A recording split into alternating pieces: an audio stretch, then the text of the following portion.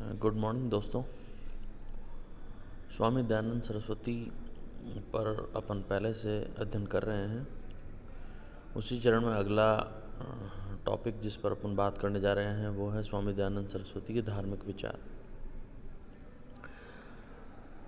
जैसा कि मैं आपको पहले बता चुका हूँ कि स्वामी दयानंद सरस्वती का भारतीय वैदिक संस्कृति को बनाने और बचाए रखने में एक बहुमूल्य योगदान है। इसीलिए कहा जाता है कि स्वामी दयानंद मूलतः एक धर्म पुरुष थे। उनका मुख्य कार्य क्षेत्र धर्म प्रचार था। वे आर्यों के धर्म को प्राचीन धार्मिक धरोहर मानते थे और वेद इसके लिए इस धरोहर के मूर्तिमान स्वरूप थे। उन्होंने किसी नए धर्म का प्रचलन अथवा प्रतिपादन नहीं किया, बल्कि उनकी मान्यताओं का आधार विशुद्ध वेदांत ही रहा है। उनके प्रमुख धार्मिक विचार निम्नानुसार हैं। पहला, एकेश्वरवाद में विश्वास। स्वामी दयानंद ईश्वर के प्रति अनंत और अगाध भक्ति और श्रद्धा रखते थे। ईश्वर के प्रति उनका विश्वास इतना दृढ़ था कि वह ऐसे किसी भी व्यक्ति से संपर्क नहीं रखते थे जो ईश्वर से विमुख हो। दयानंद एकेश्वरवादी थे। जैसे परमात्मा के अनंत गुण, कर्म और स्वभाव है, वैसे ही अनंत नाम से भी वह जाने जाता है। ईश्वर एक है। वे इस तथ्य को पूरी निष्ठा और समर्पण के साथ स्वीकार करते थे। धार्मिक मतांतरों के आधार पर समाज में विचलित विवादों का उन्होंने सदैव से ही विरोध किया है और ईश्वर की सर्वव्यापकता और एकता में विश्वास उनका सदैव रहा है। उन्होंने ईश्वर के लिए धर्म और कर्म की प्रेरणा देते हैं और पुरुषार्थ से विमुख व्यक्ति को कभी ईश्वर को प्राप्त नहीं किया जा सकने की बात वो करते हैं। नंबर 2 है मूर्ति पूजा का विरोध। बाल्यकाल में जब शिव मूर्ति पर चूहों को उछल कूद करते उन्होंने देखा तो मूर्ति पूजा के प्रति उनके दिल में या मन में विरक्ति का भाव पैदा होता है। मूर्ति पूजा का विरोध उनके धार्मिक चिंतन और विश्वास का एक महत्वपूर्ण और अनिवार्य अंग है। उन्होंने इस बात पर बल दिया है कि मूर्ति पूजा न तो वेद सम्मत है और न ही कोई धार्मिक कार्य है। मूर्ति में ईश्वर के अस्तित्व को मानना तो मात्र एक अंधविश्वास है।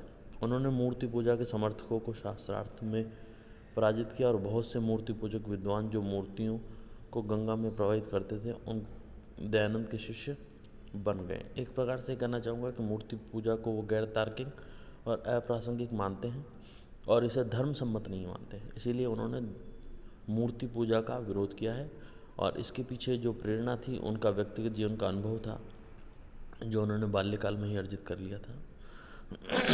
अगला पॉइंट है इस्लाम और ईसाई धर्म के प्रति उनके विचार। स्वामी दयानंद सरस्वती के समय पे इस्लाम और ईसाई मत के प्रचारक हिंदू धर्म और वैदिक संस्कृति की घोर निंदा और मजाक उड़ाते थे। इन दोनों धर्मों का मानना था कि इस्लाम और ईसाई धर्म मुख्यतः वैदिक धर्म और संस्कृति से उत्तम है और उन्होंने अपना मकसद भारत में इस्लाम और ईसाई धर्म का व्यापक स्तर पर प्रचार करना था।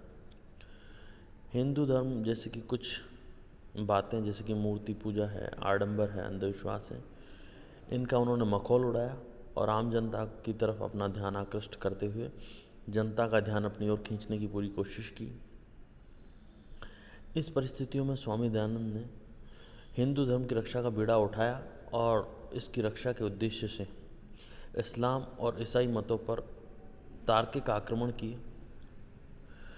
सत्यार्थ प्रकाश जो कि इनकी पुस्तक है के 13वें समोल्लास में ईसाई मत की और 14वें समोल्लास में इस्लाम मत की समीक्षा उन्होंने प्रस्तुत की। स्वामी जी ने जब वैदिक धर्म की श्रेष्ठता सिद्ध करने के लिए ईसाई मत और इस्लाम मत का अपनी मान्यताओं के आधार पर खंडन कर दिया तब मौलवियों और पादरियों से उनका संघर्ष होना स्वाभाविक था। लेकिन एक गौर करने की बात यह है कि स्वामी जी का इस्लाम और ईसाई के प्रति जो दृष्टिकोण था वो संकुचित न होकर रचनात्मक और व्यापक था। इसके पीछे कोई द्वेष भाव उनके मन में नहीं था। उन्होंने आक्रमण की स्थिति में प्रत्याक्रमण से ही बचाव का मार्ग हो सकता है की नीति को अपनाया। अतः तात्कालिक परिस्थिति में हिंदू धर्म की रक्षा के लिए इस्लाम और ईसाई मत पर आक्रमण करना आवश्यक हो गया था। इसी ध्येय के लिए उन्होंने वैदिक धर्म की रक्षार्थ इस्लाम और ईसाई मत पर आक्रमण किया। अगला पॉइंट है शुद्धि आंदोलन।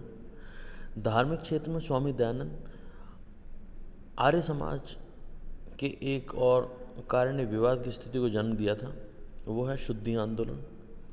शुद्धि आंदोलन, जैसा कि शब्द से ही समझ में आ रहा है, शुद्धिकरण पर बल देता है।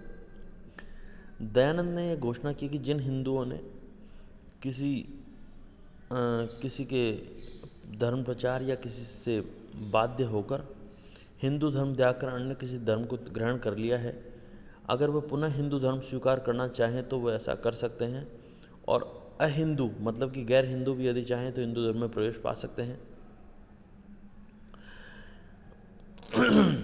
एक प्रकार से उन्होंने हिंदू धर्म की रक्षा के लिए, जो कुछ लोग हिंदू धर्म छोड़कर अन्य धर्मों में चले गए थे या अन्य धर्मों के लोग हिंदू धर्म में आना चाहते हैं, तो उनकी रक्षा के लिए या उनके स्वागत के लिए उन्होंने शुद्धि आंदोलन चलाया था।